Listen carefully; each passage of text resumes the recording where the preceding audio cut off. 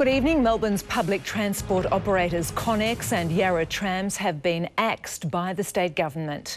Premier Brumbies announced they'll be replaced by two groups, one from France, the other Hong Kong.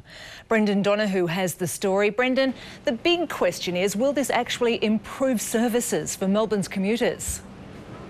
Well, Jennifer, both the new operators are promising a new and improved service, but we have to bear in mind they'll be dealing with basically the same staff, the same trains and trams, in the face of growing demand for a better public transport service. The boss of Connex Trains, Jonathan Metcalf, just minutes after being dumped by the state government. I stand by a very compelling bid, but that's all I want to say. Thank you. Disappointed? I'm not going to say anything else. Clearly disappointed. Upstairs in Transport House, the new operators were all smiles, brimming with confidence about the start of a new era. After a decade, Connex will be replaced with Metro Trains Melbourne Consortium, led by Hong Kong's MTR Corporation.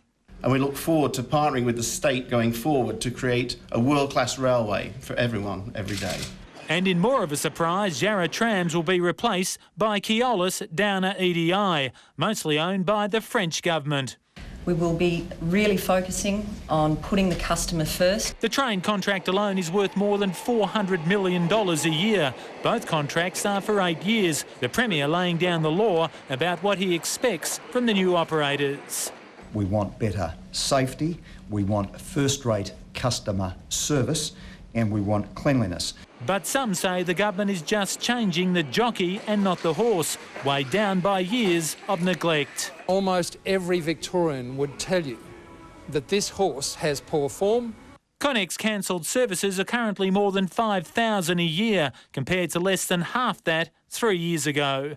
The new transport operators come online in December under the threat of summer breakdowns, and just 11 months before Victorians go to the polls. Brendan Donahue, 7 News. Connex has run Melbourne's trains for a decade, and in that time it has never been far from controversy. In the end, commuter anger meant the government had almost no choice but to give them the sack.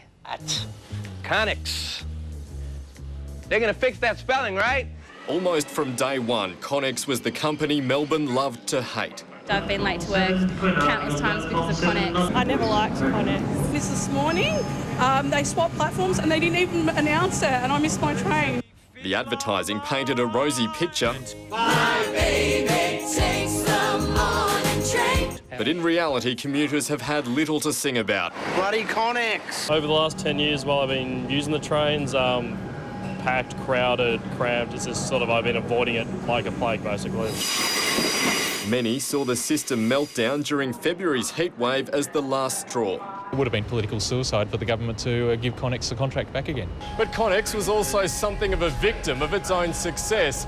Under the franchise, patronage soared and the company struggled to cope with the extra demand. The Public Transport Users Group says a lack of government investment in rail infrastructure and rolling stock is partly to blame. The new operator will face the same problems.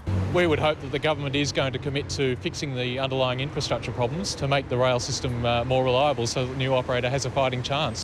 And while not everyone's happy to see Connex go, I like Connex, very good service.